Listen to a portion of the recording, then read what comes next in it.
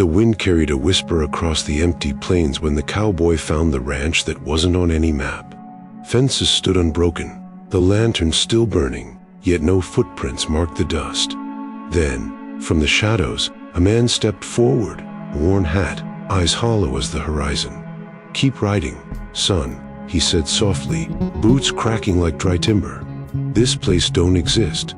But the cowboy had already seen too much, a glimmer of something buried, something the earth itself tried to forget, and he knew he couldn't just ride away. Before we ride deeper into the story, if the spirit of the old frontier still stirs your heart, the campfire tales, the courage, the dust, and the honor, then saddle up with us.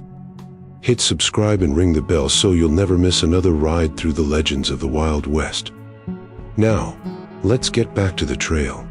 The sun bled its last over the wide horizon, staining the sky with shades of dying ember as Eli Graves rode through the open plains, his shadow long and thin against the whispering earth. The prairie stretched endlessly, a sea of gold and ghostly blue under the fading light, each blade of grass trembling in rhythm with the wind's low hum.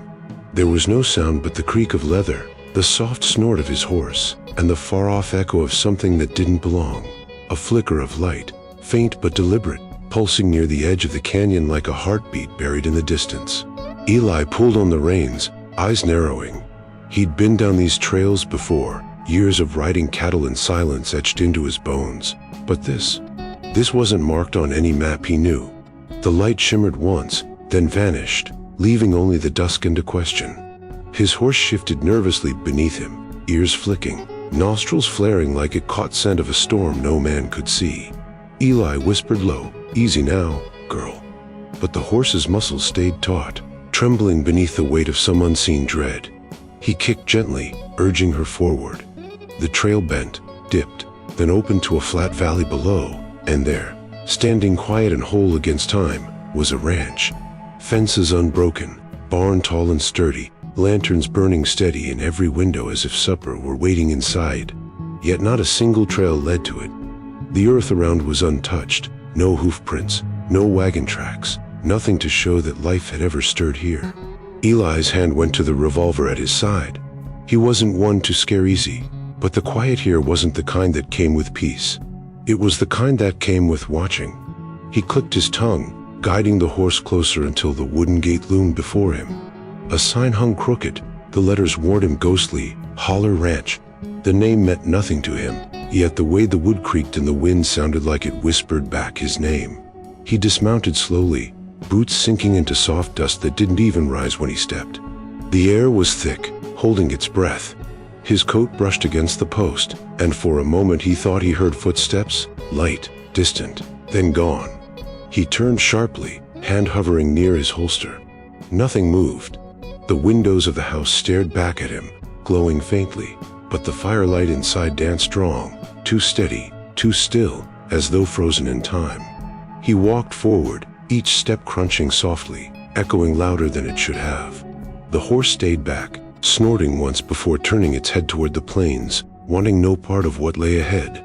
"Stay," Eli muttered under his breath, but the word fell flat, swallowed by the air. As he neared the porch, a coldness slipped through his chest, thin as smoke, deep as memory.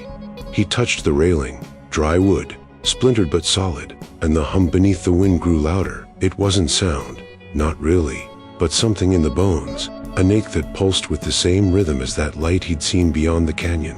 He paused at the door, fingers brushing against the handle that felt far too warm for the night. Behind him, the prairie had gone utterly still.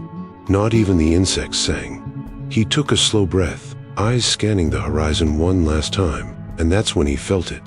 The sense of eyes on him. Not from the windows, but from the land itself. He turned toward the barn, and in the shadow between its doors, something shifted. The outline of a man, standing too still, too silent. Eli froze, his heart a slow hammer. The figure didn't move, didn't breathe, but its presence filled the night like smoke. The wind brushed against Eli's hat, carrying with it a whisper, faint and broken. He couldn't make out the words, only the weight of them. Then the lantern nearest him flickered once, casting the whole yard in darkness, and for a heartbeat, Eli saw nothing but the endless plains. and the glow of two eyes staring back. The shape in the shadows moved slow, deliberate, like the land itself had to remember how to breathe before letting him step forward. The old rancher came into the dim light, tall, shoulders bent beneath a worn duster the color of dried blood, hat pulled low over a face carved deep with years of wind and regret.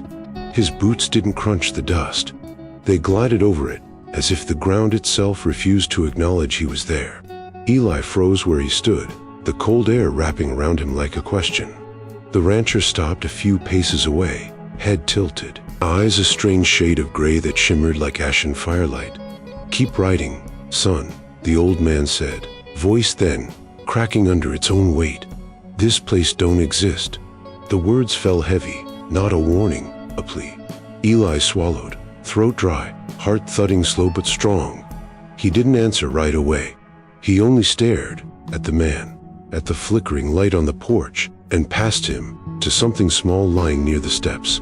A child's toy, half buried in the dust, a wooden horse with one wheel missing, the kind made by hand, carved with love.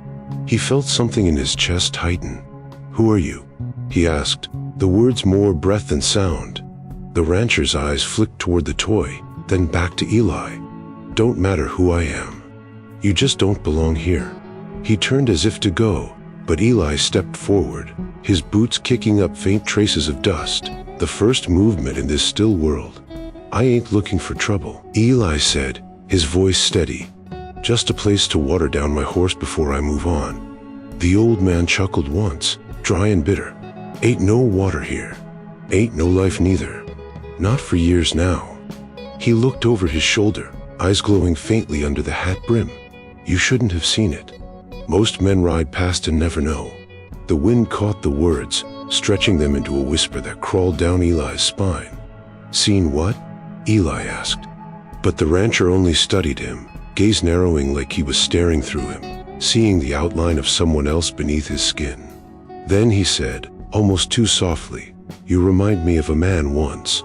Rode in from the east, said he was here to keep the peace. Didn't leave the way he came." The air trembled, a soft hum beneath the silence. The ranch behind him seemed to shift, light pulsing faintly behind the windows, though no shadow moved inside. Eli's horse neighed in the distance, stomping the ground as if something unseen brushed past her flank.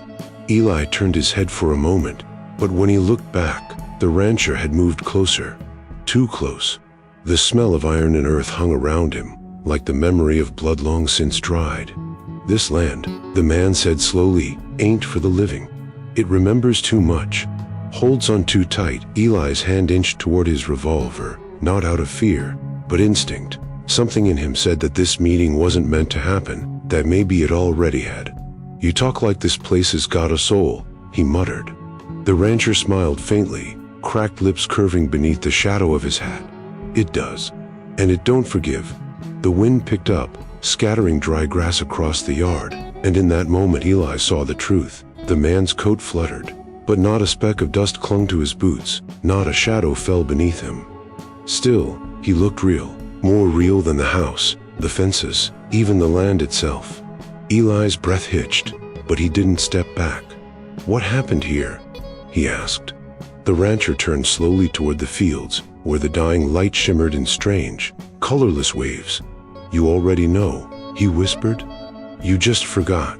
Then he took a step backward, fading into the barn's dark mouth like smoke curling into the night. Eli stood frozen, eyes fixed on where the man had been, heart pounding with a sound too loud for this silence. And though the night was still, the toy horse rolled once in the dust, as if nudged by the hand of something long gone, or something waiting to be remembered. Eli moved slow across the yard, each step echoing too clean, too hollow, like walking across the shell of a world long emptied. The wind had stopped again, that same strange silence wrapping everything in stillness, and the air smelled of nothing. No hay, no animals, no dust, just a stillness so sharp it pressed into his ears. The fences stretched straight and sturdy across the field, rails white and new as if painted that morning, though no tracks led to them. The barn stood proud against the sky, its boards too smooth for something that should have weathered decades. A bucket rested by the trough, and water inside shimmered silver in the moonlight. He reached down, touched the surface, cold, fresh, alive somehow, and pulled back quick, breath catching as the reflection rippled, showing not his face, but another man's. He blinked, and it was gone. The trough stilled, and once again, only his own weary reflection stared back. He turned, scanning the corral. The horses stood inside, quiet and still, not grazing, not breathing. Their heads bowed, manes unmoving, as if frozen in mid-motion. He stepped closer, and the nearest one flickered in the dark, vanishing for a heartbeat before reappearing again. Perfectly still in the same stance, Eli's chest tightened. He could hear his own pulse pounding in his ears. "Ain't possible," he muttered, the words rasping like dry leaves. He glanced back toward the house, expecting to see the rancher, but the doorway was empty. Still, he could feel eyes on him, heavy, knowing. The urge to leave tugged at him like a rope around his ribs, but something deeper anchored him there, a pull beneath thought or reason. The barn door creaked slightly in the breeze that wasn't there, drawing his attention. Inside, the smell changed, not rot, not life, but iron and smoke fanned his memory. He stepped in, the lantern light behind him cutting sharp shadows across the floor. Everything was in its place, haystack neat, tools hung polished, hack-oiled and gleaming. But no dust clung to anything, no cobwebs in the rafters. The air felt expectant, like the pause before thunder. Near the stall at the back, something caught his eye, fresh horseshoes, lined in a perfect row, gleaming like they'd just been hammered. He crouched, running a finger along the edge. Still warm, still smelling faintly of fire. His throat tightened. "Someone's been here," he whispered, though he knew to lie in it. He looked up and saw it. Hanging on the wall, half shrouded in the lantern's dim glow, was a saddle. Worn, dark leather, edges hand-stitched in a pattern he knew too well. He stepped closer, fingertips grazing the tooling near the candle. There, cut deep into the hide, were two letters burned into the leather's flesh, for example. He stumbled back, breath sharp in his chest. It couldn't be. He had one saddle, this saddle, and it was on his horse outside. The air grew heavier, the barn shrinking around him, the light pulsing faintly as if struggling to breathe. A whisper seemed to rise from the walls, low, broken. Not words but sound, like wind through hollow bones. Eli turned toward the door, boots sliding in the dirt, hard hammering so hard he could feel it shaking his ribs. The barn door creaked wider, and in the slit of light stood the old rancher, silent, still, eyes like two warm coals burning in the dark. He didn't move, didn't blink. He just watched. Eli tried to speak, but the words stuck. He pointed toward the saddle, voice cracking. "That, how the hell?" The rancher tilted his head slightly, no expression on his face. "Told you," he said softly, voice like sand. "This place don't exist." The lantern beside him flickered once, then went out, swallowing the barn in thick, living dark. Eli's breath came short, his body tense and trembling. He reached for the door, and the wood felt alive beneath his palm, pulsing faintly, like the heartbeat of something buried deep beneath the floorboards. He stumbled into the yard, the cold air slicing across his skin, and the fences that had stood strong and bright were now rotted, broken, leaning in the moonlight like the bones of something long dead. The wind returned then, a whisper low and endless, carrying his name through the dust as the old man's voice echoed once more, soft, final. "Keep riding, son, before it remembers you." The door closed behind him with the kind of sound that makes a man think of endings and beginnings at once, and the air inside the house folded around Eli like a familiar coat, warm, dry, smelling of coffee gone cold and wood smoke that had long since learned to be polite. Light from the hearth strode across the room, catching on frames hung in neat, patient rows. Faces looked out at him like a slow mystery, eyes soft with years he didn't remember. The rancher moved without hurry, setting a tin cup on the table, the metal singing a small note as if to say, "Sit." Eli stood where he was, hat in his hand, feeling the heat and the weight of that welcome like a hand on his skull. He took the cup though he had not wanted it, sipped, the taste of burnt beans, iron, memory, and let his gaze wander the photographs because the room asked him to stare and not to speak.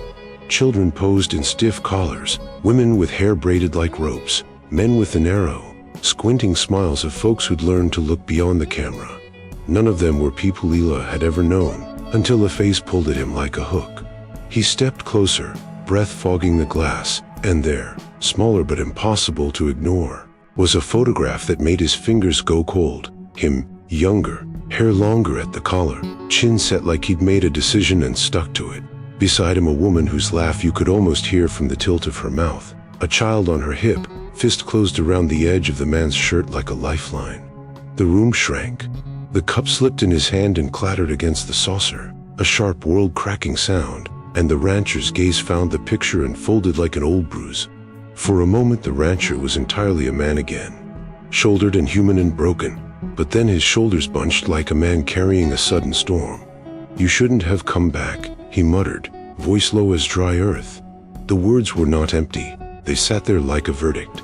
Eli's tongue found the taste of iron. His chest tightened with a sudden, sick clarity that felt less like discovery and more like remembering a life he'd walked away from in some other sun. He asked without meaning to, "How can that be? My face?" And the rancher looked at him as if looking at a bruise that had been present for years, long after the man who made it was gone. "This land keeps what it sowed," the rancher said, and the sentence carried a weight beyond explanation. He crossed to the mantel and picked up another photograph, fingers lingering on the edge as if the paper were a fragile thing, because maybe it was the only thing left holding certain truths together. Outside, impossibly, thunder rolled like a drumbeat from somewhere beneath the hills, though the sky visible through the windows was silk and plain. The sound seemed to come from the foundation itself, a deep remembering. Eli moved to the hearth and crouched nearer where the shadows could not lie, letting the light lick the old tattoo of worry into his face as if he were being examined. The rancher sat opposite, hands folded over knees, eyes wrung with a pity that did not know where to begin. "You were a man who tried to stop a thing," he said at last, voice worn soft. "Tried to split what wasn't yours to own and paid for it." The photograph pressed to memory against Eli's ribs so hard he thought he might not breathe. He thought of nights riding watch, of the taste of wind and gun smoke, of a name people had called with respect or anger, of a badge that felt like a promise until it felt like a weight. The house hummed around them. The floorboards sighed as if shifting through decades, and for a second Eli saw, not with his eyes but with a knowing that came from somewhere lower than thought, the shape of the day, dust, men shouting, a flash of metal, and a single sound, then silence. He wanted to ask how the photograph could be here, who had taken it, who had kept it. But the rancher's hand lifted and the question died on Eli's lips. "You already did come back once," the old man said, sadness like a rope in his voice. "This place don't let go easy. It writes what it remembers on the walls and keeps the people who need to learn it coming back until they do." The thunder rolled again, this time closer, as if the house itself had inhaled and was about to tell its secret. Eli pressed his palm flat to the wood of the table and felt, faint under the grain, the steady beat of something that had been hurt and would not stop hurting. He looked up at the rancher whose face had folded into lines like a map of regret and, for the first time, understood that the invitation to sit had never been hospitality. It had been a summons to remember. He swallowed, the room tilting, and for all the certainty of the photographs and the heat and the old man's grief, the land outside kept its silence, waiting for him to say what he had come to say or to ride on and leave its memory in ward. Eli's hand curled into a fist on the table until the dingcap rattled like a bell of blame. He leaned forward, eyes pinched, voice low and hard. "Who is buried here?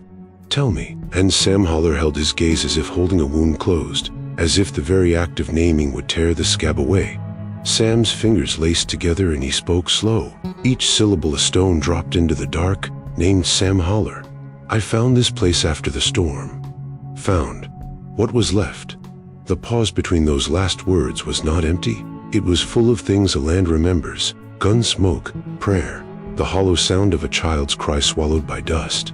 Outside the windows the prairie hummed like a held note, and Eli felt the house tighten around the confession. He rose on the floorboard side beneath him, carrying a tiredness older than him. He stepped out onto the porch because the world seemed to need air and because answers lit better when sunlight touched them, even if the sunlight here was thin and borrowed. The yard had folded itself into silence again. The fences that in daylight had looked newly painted now revealed the ghost of rot beneath the skin. but something in the soil glittered when he kicked at it, a thin, pallid shimmer like bones freckled with rust. Eli stooped and brushed with the back of his hand, and the earth gave up a corner of metal, the edge of a box, dented, dark with the kind of age that smells like old promises. He dug without thinking, fingers working fast though his brain felt thick and late. The dirt came away in clods, and with each shovelful his own life peeled back an inch, showing seams he couldn't recall sewing. Sam watched from the doorway, an unmoving silhouette, a man who had found and kept 1,000 little deaths until they had made him a home. When Eli finally levered the lockbox free, it was heavy and cold as a verdict. He pried it open and daylight jumped and died across leather and paper, letters browned and tied with a string like a neck of memories, a child's rag doll missing an eye, a cartridge with a caved-in rim, and a folded scrap of cloth stained the color of old sunsets. On top, as if placed with a hand that trembled for reasons older than apology, lay a small brass badge, stale but unmistakable, stamped with a name he knew before he could remember: E. Graves, Sheriff. The world ranched. Eli's throat closed with the taste of iron. He ran the pad of his thumb across the letters and his skin felt as if it were skimming a bone. "My badge," he said, voice scarcely a thread, and the rancher's face shuddered, grief gathering like a slow storm. "You don't dig here, son," Sam said then. Not as a command but as a prayer. Not anymore. There was pleading in it, a plea for the living to leave what the dead had claimed to themselves. Eli swallowed, and for a moment the air tasted like lightning. He pictured men in dust-splattered coats arguing over fences, a woman's hands shaking as she tied a ribbon, a child laughing then gone, scenes that asserted themselves like dreams insisting they were true. He remembered, in flashes that were not his but fit his bones like clothes left on a chair, a courtroom voice muffled by yelling, a gun flash, the sick pop of a body hitting the earth. His hands shook and the badge trembled beneath them as if too heavy for the years it carried. Sam crossed the porch slowly, each step a measured apology, and placed a calloused palm on Eli's shoulder. "This land keeps what it has paid for," he murmured, eyes wet but stoic, "and sometimes it calls those that belong to it back to remember, to settle accounts." Eli looked up at him, the horizon thin and hard like a blade, and understood the shape of the warning beneath the old man's words. This place didn't simply hide itself on a map. It hid the truth until the truth dragged whoever needed to see it into the dust. He thought of riding away, of throwing the reins to the wind and letting the plains swallow him whole, but the box at his feet and the badge in his palm felt like a bell that would not stop ringing until someone answered. The sun dipped, and thunder rolled in a sky that still showed no cloud, as if the weather itself knew the account was due. Eli closed the box with a hand that trembled not from fear but from the weight of memory returning, and the rancher's voice brushed him, soft, final, "Don't dig here, son. Not unless you mean to stay." Around them the prairie held its breath, and every grain of dust seemed to listen for the next thing he would do. "While we catch our breath by this dusty road, go on and tip your hat to the last rodeo. Give this story a like, and subscribe so you can ride with us again soon." "All right then. Let's get back on the trail." Eli's fingers brushed cold metal and the soil gave up its secret with a small, accusing ring. He levered the rusted lockbox free and set it down on his knee, feeling the weight of years fold into his palms. The latch protested like something reluctant to remember, but the lid finally cracked and a dry breath of paper and smoke uncoiled into the open air. Inside, time had been tidy and cruel, letters folded and bound with twine that had gone brittle, photographs curled at the corners until faces looked like ghosts smiling through fog, a child's rag doll with one glassless eye, a spent cartridge caved like an apology, and beneath all those small reliquaries lay a badge, brass-dulled but whole, oiled with the patina of work in storms. He didn't register the shape at first, only the cold, then the stamping, E. Graves, Sheriff, 1889. The letters were a sudden gravity, the world tilted and the evening noise, there had been so little to begin with, threaded into a single long note that hummed in his chest. He had never been a sheriff. He had not worn a badge, had not sworn oaths or sat in a seat of calico and gun oil, and yet when his thumb brushed the engraving something unclipped inside him, a memory that felt less like discovery and more like the rightness of a shoe sliding onto an old foot.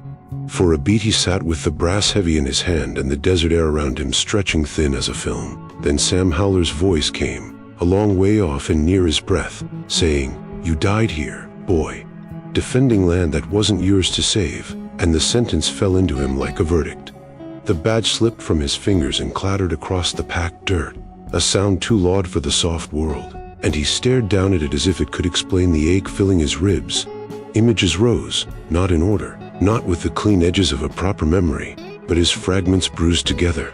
Men on porches arguing, a woman's hands wide at the knuckles, heat like a wall, the flare of metal and the strange quiet after the noise. His heart hammered so hard he wondered if the sound might drive the photographs right out of the box, and yet every scrap of paper there seemed to assert a history that fitted him like clothing left by a relative, familiar, ill-fitting, and undeniable. Sam stood in the doorway, the lantern behind him carving his silhouette into the night, and when he stepped forward the old man's face held something like pity and relief braided together.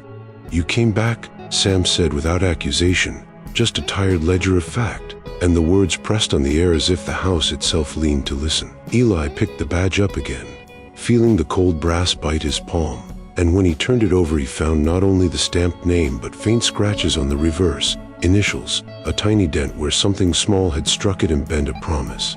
Around them the ranch seemed to hold its breath.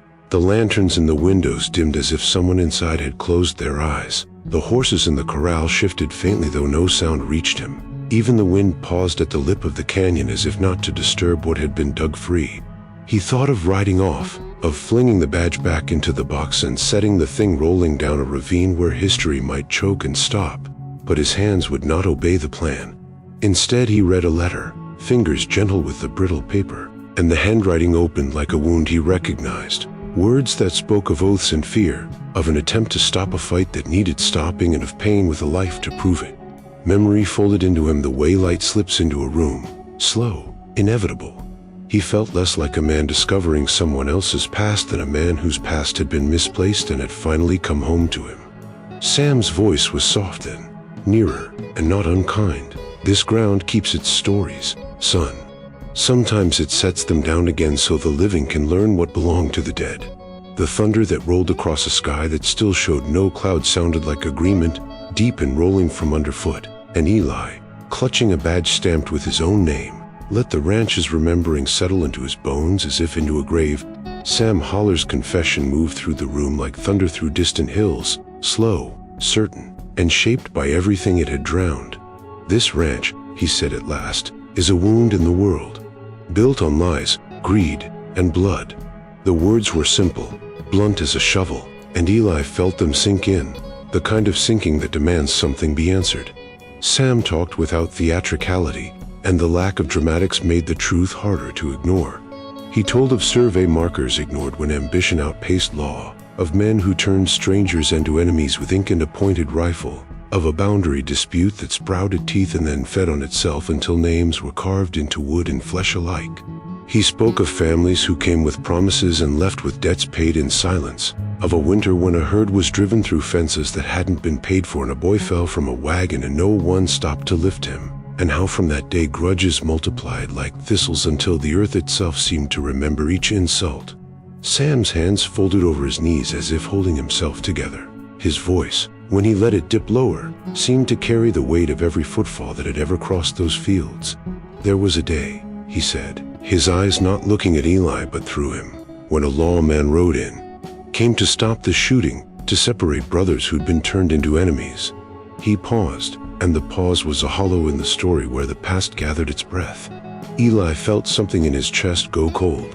Sam's words came back like the slow return of tide. He stood in the middle and he told him to stop. Said it didn't matter who'd claimed what. This killing wouldn't settle a line. They called him bold. They called him a fool. They called him a meddler. And then the gun spoke. The room held so still Eli could hear the dry tick of the mandel clock, as if time itself were mourning. Sam described the day in pieces, shouts, the flare of gunmetal under a sun that never seemed so bright again, a woman's cry that curled into the wind and never left it. "He fell out back," Sam said, voiced in his smoke, buried where he stood. The simplicity of the sentence was an accusation. The house seemed to lean with it. Sam did not say the man's name at first, letting the silence name him. When he did, the syllables landed like a gavel. Eli's name sculpted into brass and sorrow.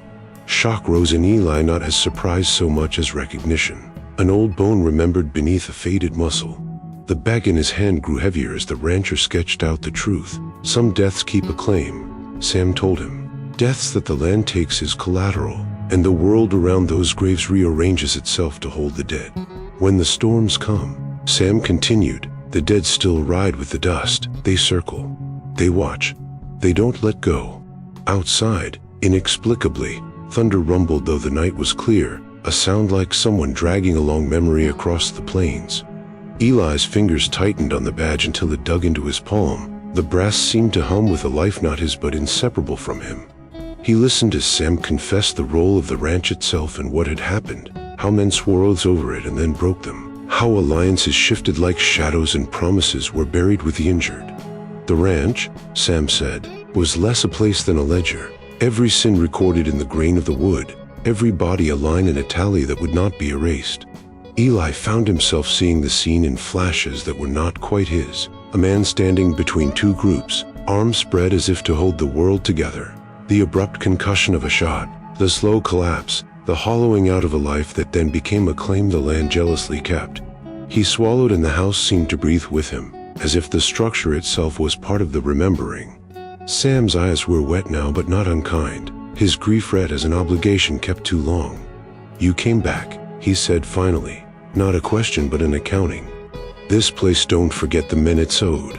The words hung, and in their wake the ranch felt less like shelter and more like a ledger that would demand settlement in whatever coin it could collect. Night fell and brought a sleep that was not rest but a quarter into a past that refused to be quiet, and Eli found himself walking through images that smelled of gunpowder and rain and the copper tang of old wounds. The badge in his hand seemed to warm and then grow heavy as a sun, and when he looked through it he saw a younger face he recognized as if from the marrow of his bones. He stood between two groups of men whose faces were carved by the same hunger, both claiming the same strip of land as if the ground itself could be owned by oath or rage. The sun was a white coin above them. The wind pushed grit into eyes like accusation, and a woman's voice rose out of the noise, high and pleading, calling his name the way one calls a child back from danger. He turned toward her and felt the air close like a fist, and for a breath the world narrowed to the trace of a bullet's path, a thin bright thread that finished him before he could finish saying her name. Pain came in the dream but not as surprise, more like return. It fit in the way a glove fits a hand that remembers its shape, and he woke with soil under his nails and something wet and dark on his palms that looked like blood though no wound showed, and he tasted metal at the back of his mouth. The fire had guttered to a smear of coal and smoke, and the room smelled of old coffee and the faint, impossible tang of rain when the sky beyond the windows stayed clear. The rancher had been there when the dream swallowed him. Now there was only the imprint of a body in the chair where Sam had sat, the cup still warm enough to smoke when Eli touched it.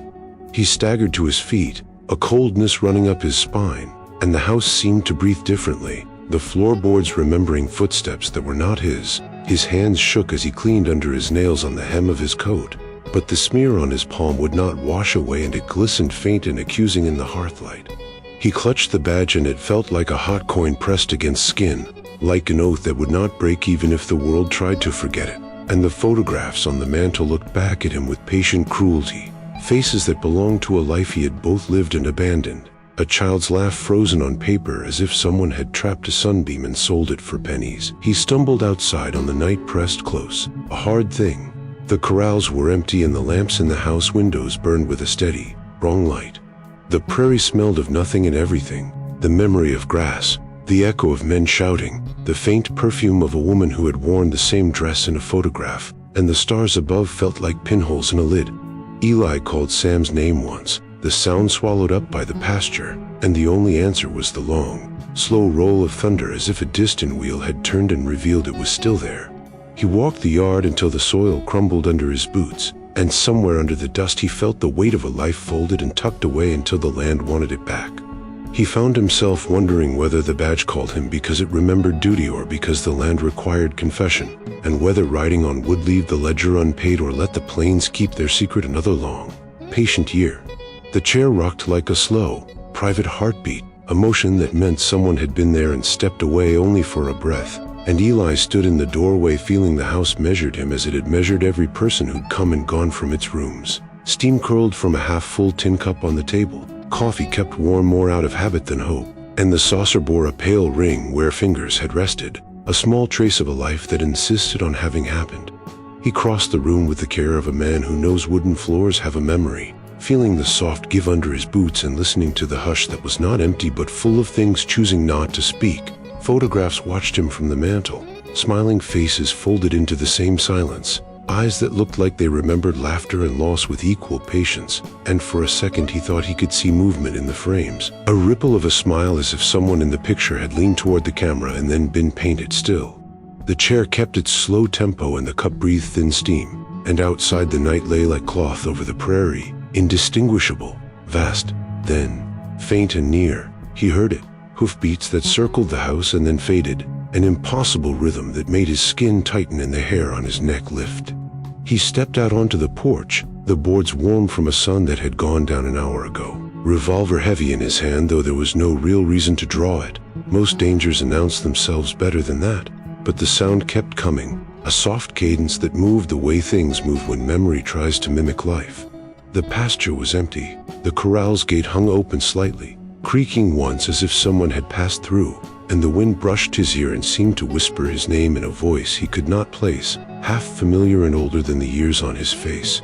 He turned slowly, revolver up but the motion more ritual than quest, and the plain stretched away under a black sky freckled with cold light. No rider, no stamp of fresh hoof nor shadow where a man might have stood.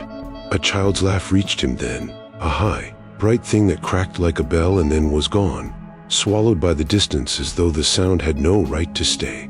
The laugh pulled at him like a thread through a wound, and the edges of his memory tugged loose, the faint impression of a small hand in his own, the smell of starch on a child's collar, a ribbon twisting in bright sunlight, moments that fit him without having previously belonged to him, like gloves set on the wrong hands yet somehow shaped to the fingers. He walked the yard once more, gun lowered, heart a steady drum that did not surprise him with its rhythm. The fence lines, which had looked wholly new in the evening light, now showed the honest trot of old timber when he moved closer, and the neat rows of troughs and tools seemed arranged for an audience that might walk in at any second.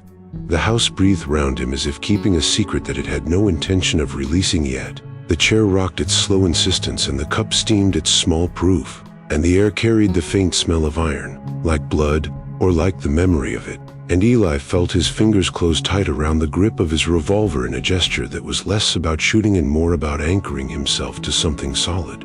Somewhere in the dark a wind shuffled through the grass like a page turned, and under that sound the land seemed to answer with something older, an echo that did not belong to Sam Holler's breathing or to any living thing, a pattern, steady and patient, that said this place is not for the living alone.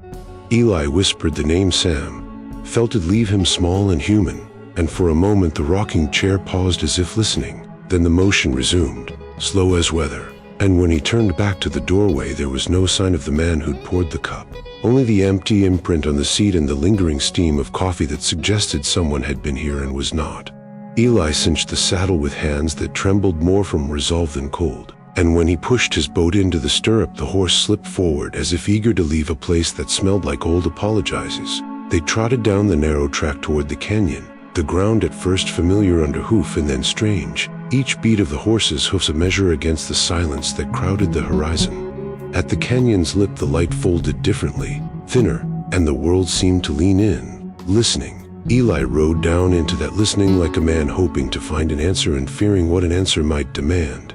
He kept his eyes on the line of fence posts that ran like a spine across the plain, and with each bend of the trail the same things came back to him. The ranch lifting from the dust like a page that would not stay folded, the same porch light glancing at him as if surprised he'd returned, the same silhouette in the doorway that might have been a man or might have been shade. At first he thought the repetition a trick of fatigue, the mind repeating a comforting image to keep from going mad, but the more he rode the more the repetition felt deliberate, a slow turn of a wheel set in motion by memory itself. The canyon swallowed them and spat them out on the other side, and there the ranch stood again, whole and patient, lanterns swinging though there was no wind that reached them, fences straight and unscarred though the soil bore no footprints to explain their state. He'd circle, and the light would blink like a watchful eye, He'd angle left, and the barn would appear.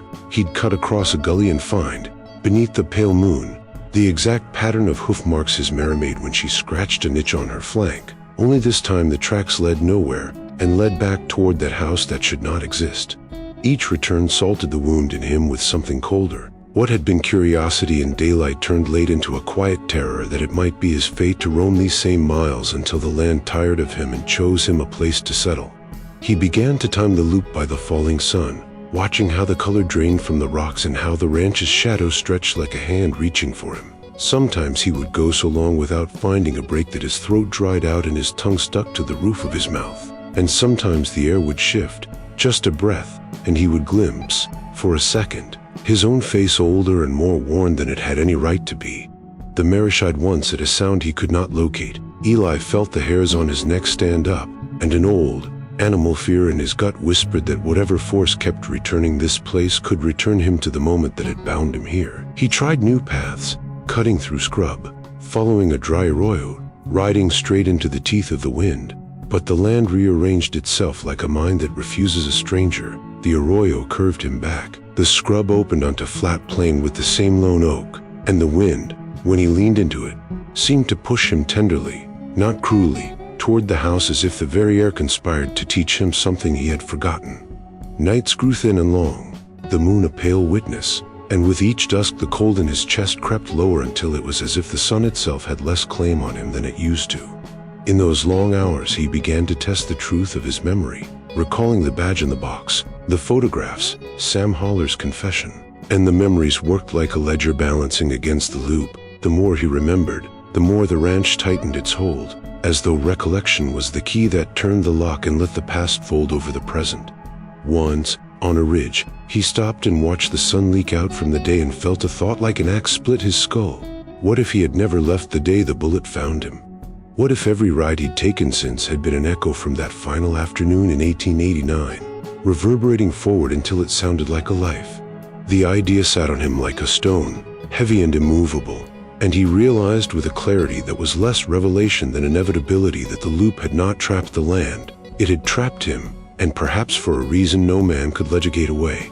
He tightened his grip on the reins, the leather creaking, and for the first time since he'd come upon the ranch he did not look toward the house with the hope of escape. He looked with the steadier gaze of someone preparing to meet what he'd done and to ride through its shadow until the account was settled or the land decided otherwise.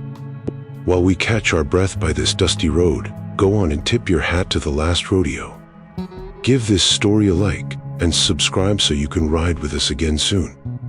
Alright then, let's get back on the trail. Dawn came thin and silver, a hush that made the world ache like the chest of a man who's held his breath too long, and Eli rode slow, every creak of leather loud as a confession. He had ridden until the edges of the sky softened and the ranch lay before him like a bruise, and there, by the barn where shadows still clung to the boards, she stood, still as a photograph and more alive than any picture ought to be, a woman in a dress that caught the wind and let it hold her like a prayer. Her hair was loose, the color of dust after rain, and when Eli looked at her the world folded so small he could have put the whole thing in his palm. She watched him without surprise, the soft line of her mouth pulled by something that was not quite sadness and not quite anger. Her eyes had the patient sorrow of someone who had learned the grammar of loss and could parse it in everyone who tried to speak. For a long breath neither of them moved. The mare's hoofs did small, slow circles in the dust and the air tasted of iron and old promises. When she finally spoke the sound fit the morning, quiet, inevitable, like the clink of a badge on a battered belt. "You couldn't save us," she said, and the words were neither blame nor absolution but a fact pressed into the light. Eli's mouth opened and closed on a question that would not leave him. Which us? Who? When? Why? His memory was a map with half its roads erased. "I tried," he said, and his voice felt small, the way a man's voice does when he names a sin aloud. The woman's face softened and something like a smile ghosted across it, but it didn't reach her eyes. "You did what you could," she said, as if rehearsing the kindly lies people tell at gravesides. "You stood there between them. You took a bullet for a boundary that nobody should have died over. You believed you could keep the world from breaking." The words landed in him like stones. He thought of the badge warm in his palm the night he found it, of the ledger of names Sam Holler had recited, of the way the land kept tally. "Then why am I here?" he asked, and the question came without theater, because he no longer trusted his own life to do anything but state the day's facts. The woman came closer, her motion smooth like water finding a channel, and for a moment Eli smelled lavender and gun smoke together, two things that had no business in the same breath. Then she reached out, not with the harshness of accusation but with the awkward gentleness of someone offering a bandage. "Because the land remembers and you forgot," she said. "It puts things back when it thinks they're lost.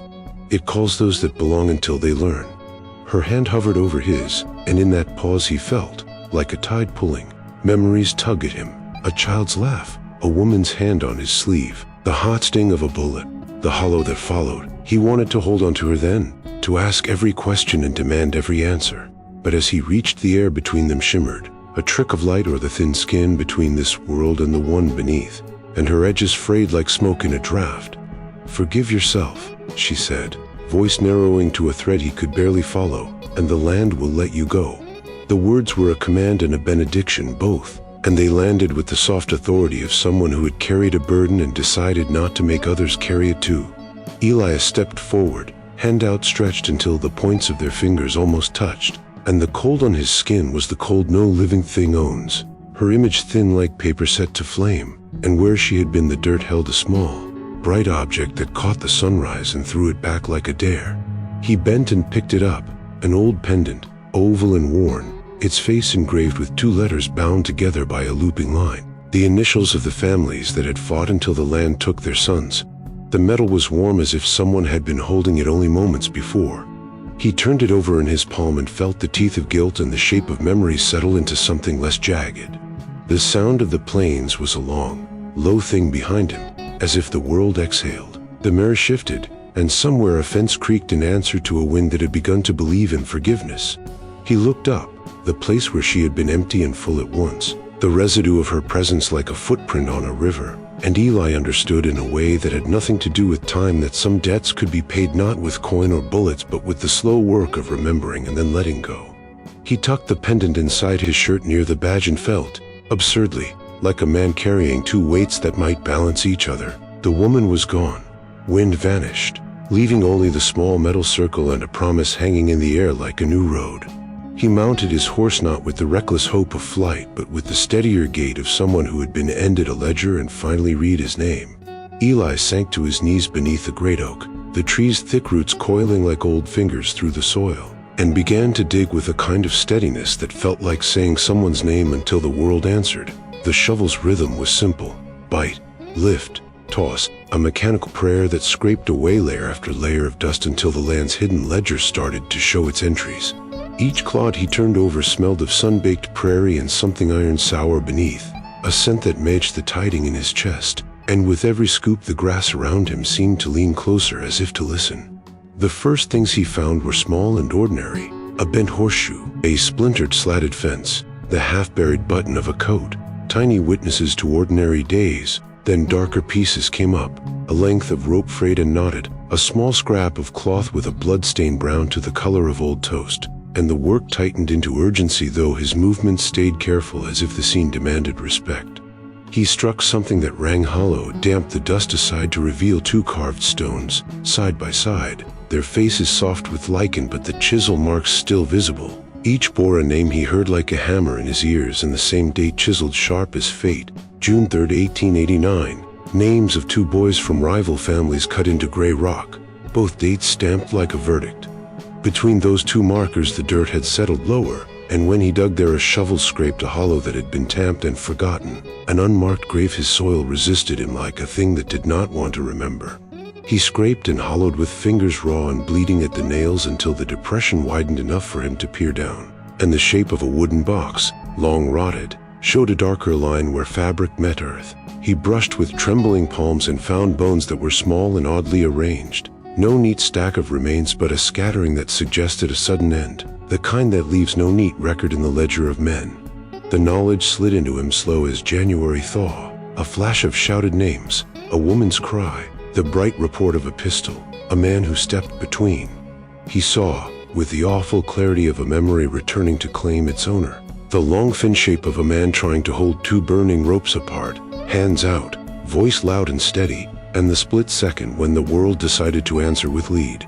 He had been there, he realized, kneeling in a life that had eroded around him. The badge in his pocket, the photograph in the box, the lady's pendant found at the barn were not curiosities but maps that led him to this place where his bones had laid him till the land refused to keep what it had and dragged him back.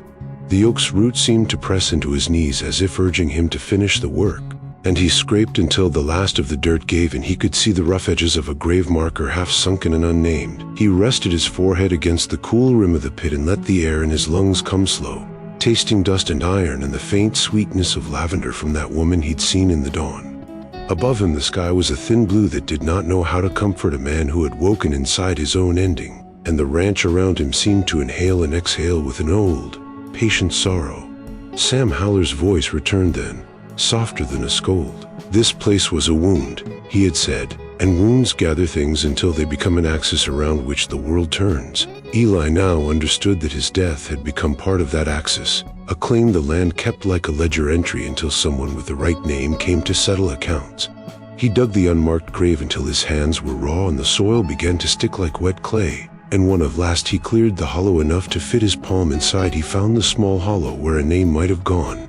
Nothing but the dark and the smell of old things. And in the space where a name should be, he said aloud, and the word that left him was not a confession so much as recognition, his own. The revelation pressed down on him with the weight of a century, and the prairie around the oak held the silence as if letting him have it. He smoothed the rim of the pit with palms that trembled and, with emotion that felt like an offering, placed the pendant and the badge together among the roots where the earth would keep them company, then rose with the knowledge settling into his bones. The ranch was his purgatory, the land's unhealed scar, and until he walked the terms of it clean, the loop would continue to pull him back to the same soft patch beneath the oak where old debts lay waiting to be paid. Sam Howler's voice returned like weather, steady and inevitable, and Eli felt it settle across his shoulders before he saw the man. Because Sam was there with the same slow step he had used in the house, a figure that belonged to the land as much as to yoke in the trough. He placed a hand on Eli's shoulder and the touch was warm and strangely humble, like a benediction or an accusation softened by years. "You see now, boy?" Sam said, not raising his voice but letting the sentence hang between them like a ledger held open. "This place ain't meant to be found. It only calls those who need to remember." The air around them seemed to thin, as if hearing had become the thing that mattered most.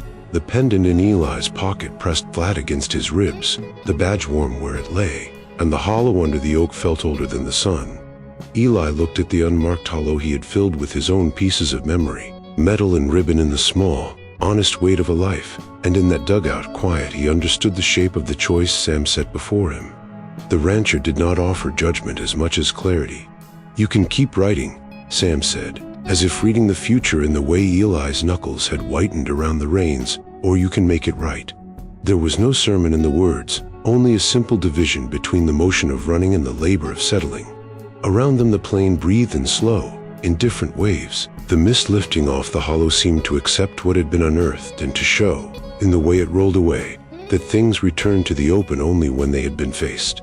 Eli's legs trembled, not from cold but from the gravity of a life returned to him like a book someone had closed years before and now set back on the shelf. Everything he had worn as habit, riding hard from town to town, sleeping under stars that felt familiar as a lullaby, felt tenuous, like a costume shed after a play. He thought of all the afternoons he had ridden without notice of the sun, of the way a badge had once felt like a promise and had become, in the end, the weight of consequence. Sam watched him with eyes that held both sorrow and a patient relief. The rancher's face had lines like a map of winters survived, and when he tipped his head toward the graves beneath the oak, it was an invitation rather than command. "A land like this keeps score," Sam murmured, voice low as a plow cutting furrows through hard ground. "You don't ask it to forget. You only let it teach you what it knows."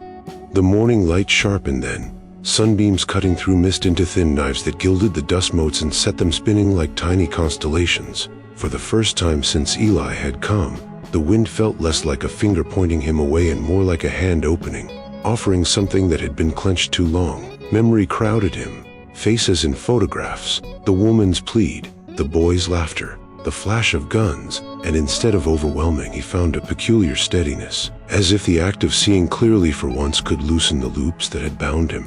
He could hear the ranch behind them breathing, the board settling, a soft creak that might have been a sigh. And with Sam's hand steady on his shoulder, Eli made his choice not with a flourish but with the small, stubborn courage that holds a shovel to the earth until the truth comes up.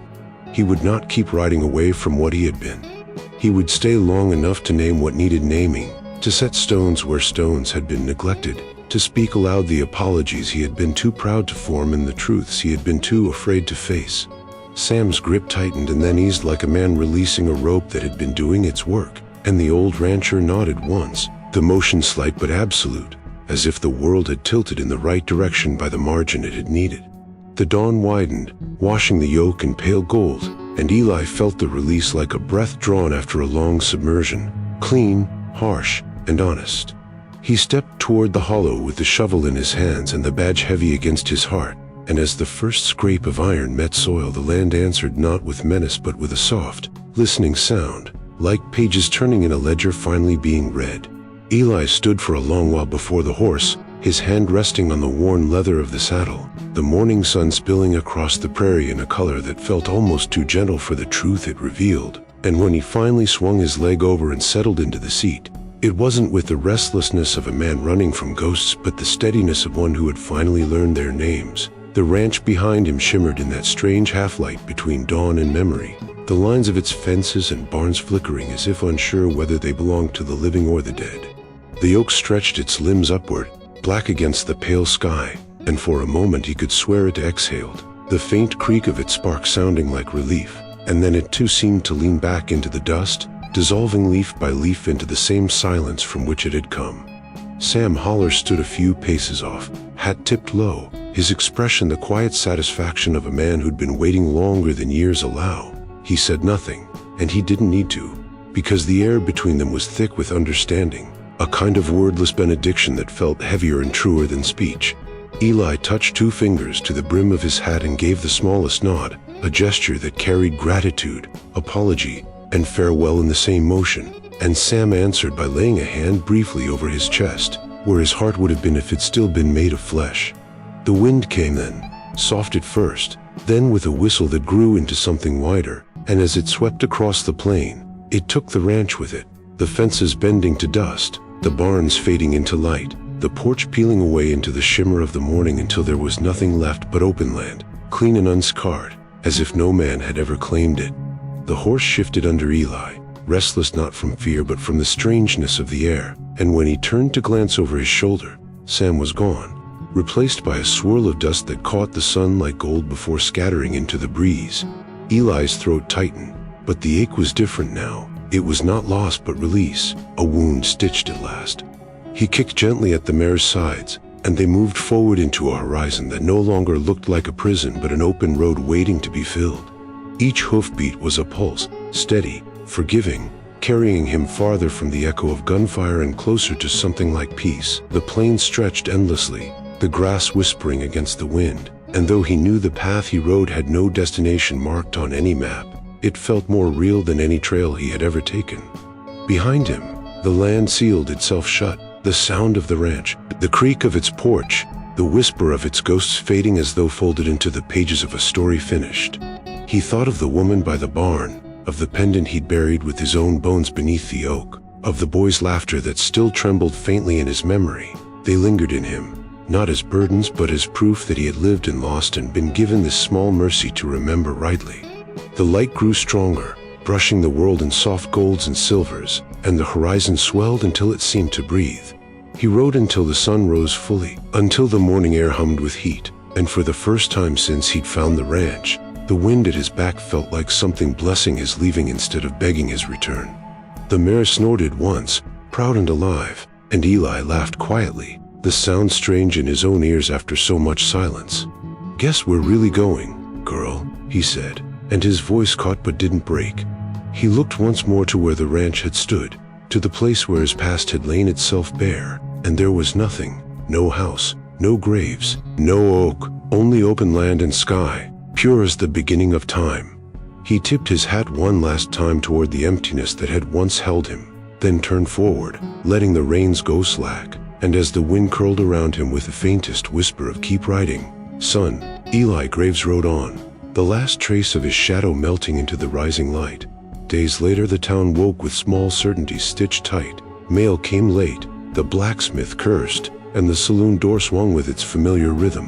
When a prospector walked in looking baked by sun and kept his grin, he laid a palm on the bar and told his tale. Saw a rider at dawn, hat pulled low, badge flashing like a coin. Men leaned in, the prospector's eyes were steady with a truth that hushed the room. Tall feller, he said, rode slow, head bowed, mare with a tired gait. Crossed the dip and vanished like a mirage. The bartender wiped a glass. The sheriff laughed, a short, sharp sound. Ain't been no one named Eli Graves round here for near 50 years, he said, folding his hands like closing a letter. The prospector fished a scrap from his pocket, an old clipping, and tapped it on the bar. Maybe, he mumbled, but I swear I saw a man wearing that badge. Outside, the sun lay on its across roofs. Children chased hats and the church bell marked hours as if nothing could interrupt the town's rhythm. Still, the tale seated itself. Men spoke of lanterns that burned with no hand, of a rocking chair in an empty house, of a light on the plain that breathed like a living thing.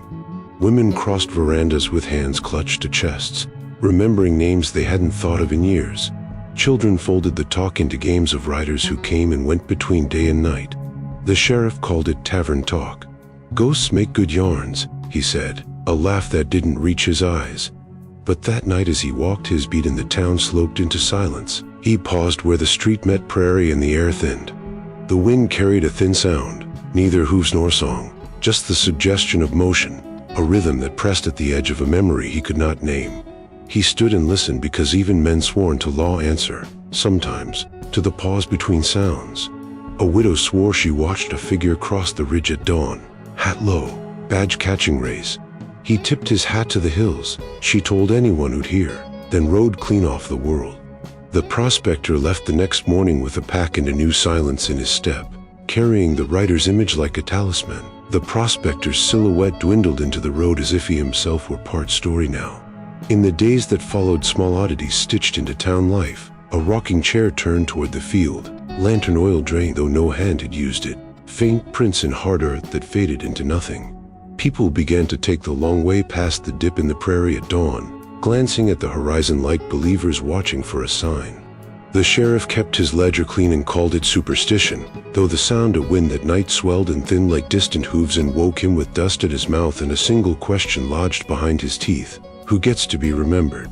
The camera pulls back across the plain, wide, patient, indifferent, where nothing stands now but an empty horizon and a road that goes everywhere and nowhere.